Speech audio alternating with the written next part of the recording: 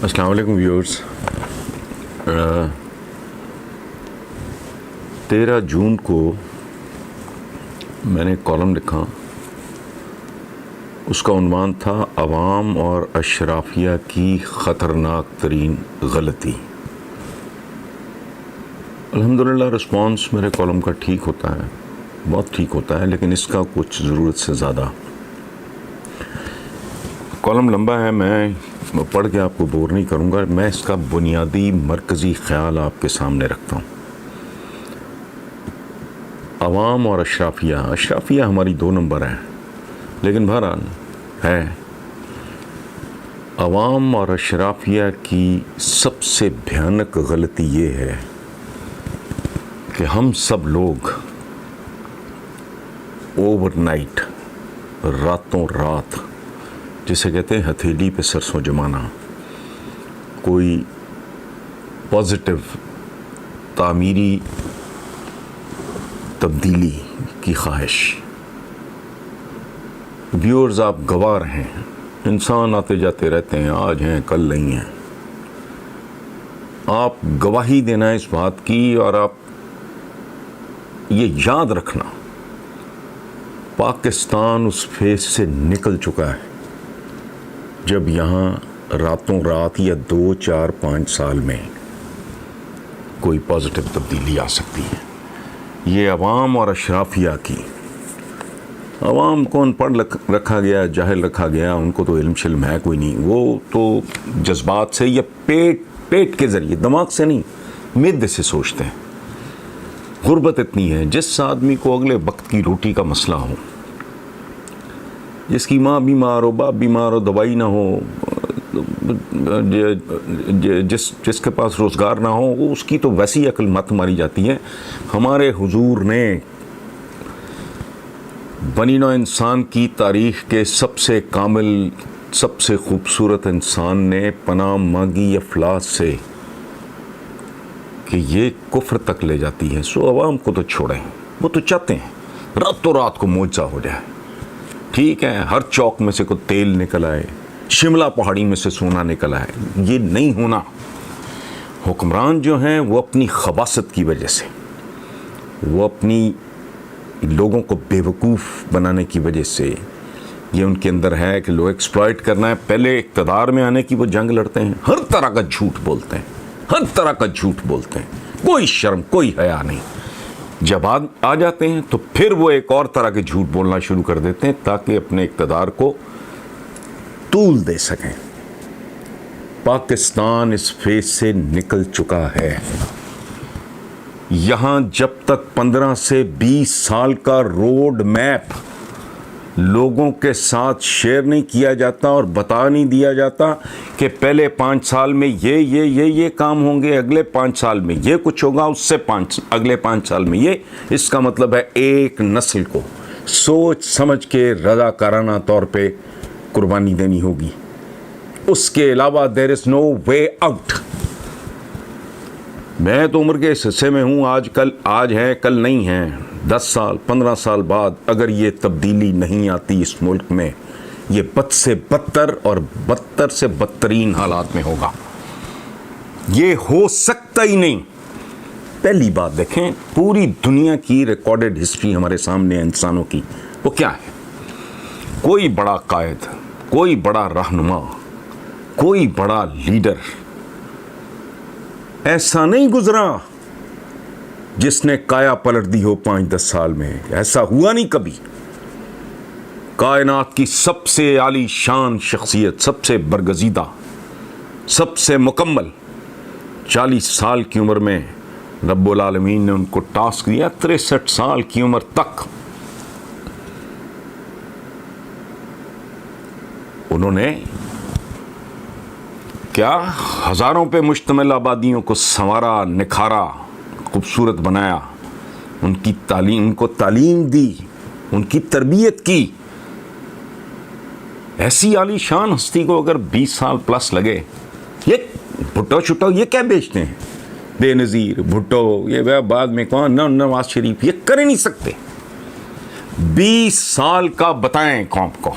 किसी में इतना ज़र्फ है, किसी में इतनी गहराई, गिराई, डेप्थ, विजन मौजूद है कि वो इक़्तिदार में आए और कहे लोगों बात सुनो। ये हमारे मसाइल हैं। ओवरनाइट ये हल नहीं हो सकते।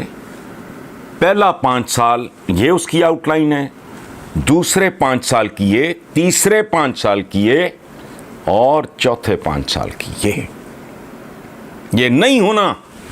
अंग्रेजी का एक मुहावरा है कि takes a monsoon to create a bush. एक गंदी आम झाड़ी है, वो एक बरसात में पैदा होती है और परवान चढ़ जाती है। ओक ट्री जिसे बलूत कहते हैं, आलीशान दरख्त जिसके तने के अंदर से आप गाड़ियां गुजार सकते हैं, वो इतना आलीशान दरख्त, उसको 100 मॉनसून दरकार हो। कौम बनाना, मुल्क बनाना, एक हारे, एक गुर्बत ज़दा, कर्जों के मारे मुल्क को निकाल के उसके पैरों पे खड़ा करना, ये जादूगर हैं, ये बाजीगर हैं, ये मदारी हैं, ये कौन है जो तासुर ये दे रहे हैं?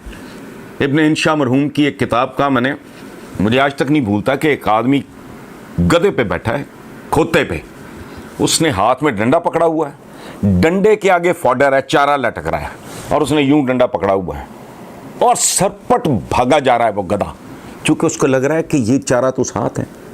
हालांकि वो जितनी भी तेजी से भागेगा, चारे का और उसका फासला खत्म नहीं होगा। हम वो लोग हैं कि हमारे और चारे के दरमियान फासला खत्म नहीं होगा। मसलन मैं आपको एक छोटी सी बात अर्ज करता हूं, हाथ जोड़ के। ये देखें, रॉ मटेरियल होता है हर चीज का। अगर मैं या आप दुनिया के बेहतरीन कारपेंटर हैं, हम जैसा तरखान ही कोई नहीं, हमें दीमक ज़्यादा लकड़ी दोगे तो हम क्या कर लेंगे? आप बहुत बड़े फैशन डिज़ाइनर हैं, मैं आपको गला सड़ा लंडे का कपड़ा ला के दे देता हूं कि इसका कोई नहीं होगा। रॉ मटेरियल से मेरी मुराद क्या है? हमारे बच्चे,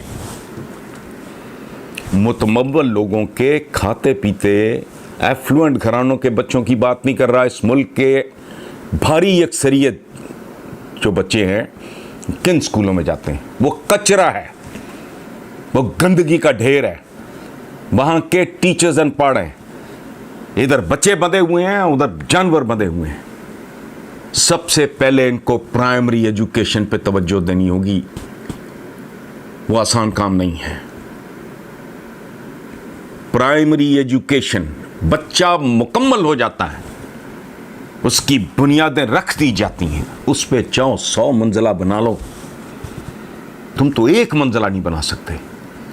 100 मंजिला इमारत खड़ी करो, मजबूत आला तालीम दो उसको, 5वीं तक उसको जीना सिखाओ, उसको रहना सिखाओ, लोगों से मिलना सिखाओ, मिलना बरतना। एजुकेशन जो दरसी निसाबी किताबें हैं उनमें से जो इर्रेलेवेंट है उसको एक तरफ करो।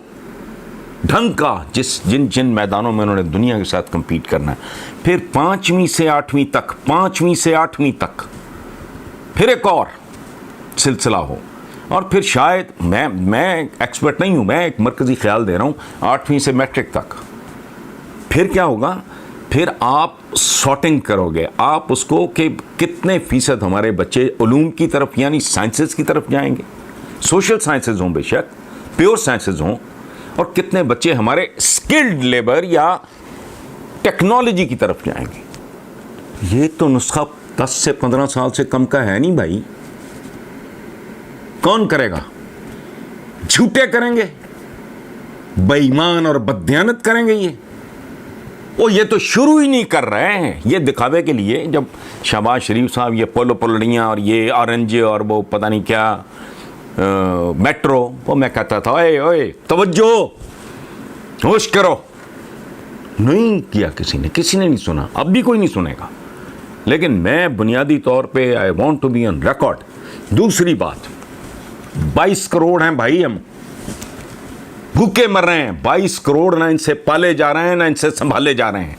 मार्क्स की थ्योरी ऑफ पॉपुलेशन है कि पॉपुलेशन ग्रो करती है 2, 4, 8, 16, 32, 64।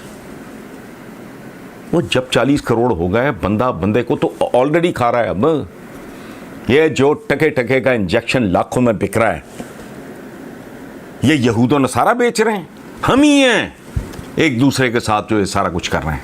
तो ये बंदे को बंदा खाने वाली यही बात है ना। केमिकल से बने हुए दूध, गंदी ग़िज़ाएं, बर्बाद नस्लें, और कत्लेआम क्या होता है? ज़रूरी है कि आप मुझे गोली मारें या मैं किसी को छुरी मारूं? नहीं, एक दूसरे को तबाह बर्बाद करने के तरीके होते हैं, वो सारे प्रैक्टिस हो रहे हैं। अंडा, मैं एक ज़माने में कहा करता था कि पाकिस्तान वो मुल्क है जहाँ सवाए उबले हुए अंडे के कोई शय, किसी शय का एतबार नहीं। तो हुजूर अब जाली अंडा आ गया है, इसका कोई कंट्रोल नहीं। कुछ लोग हैं जो ब्लैकमेल करते हैं कि जी आबादी, वो तो आबादी चार्ट नहीं है, इतने से हैं यहूदी दुनिया में, पूरी दुनिया को डिक्टेट करा रहे हैं। ये नंबर गेम नहीं रह गई भाई, ये अब तादाद नहीं, इस्तेदाद।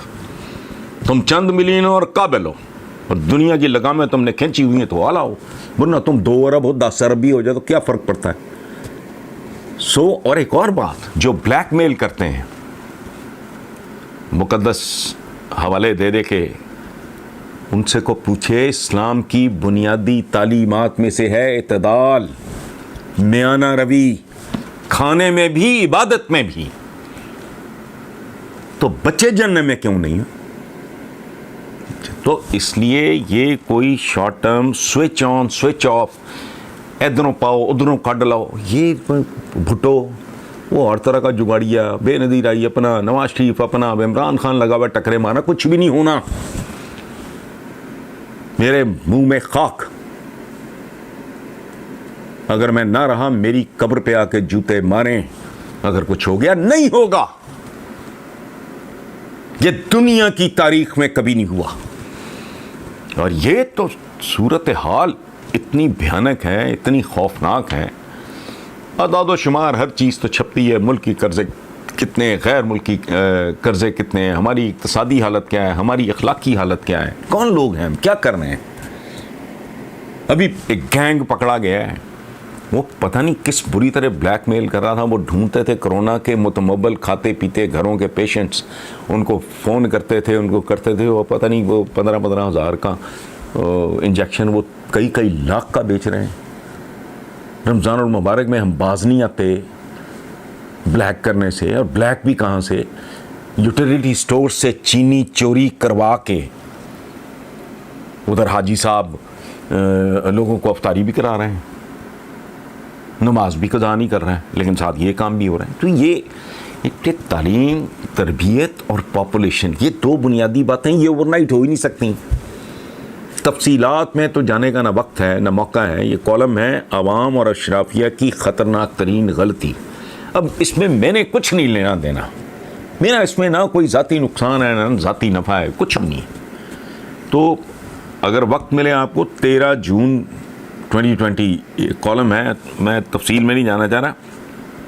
कौम को बनाओ लंबी रेस का घोड़ा, मानो कि नहीं हो सकता, इतना ज़र्फ ही नहीं है, इतनी अकल ही नहीं है।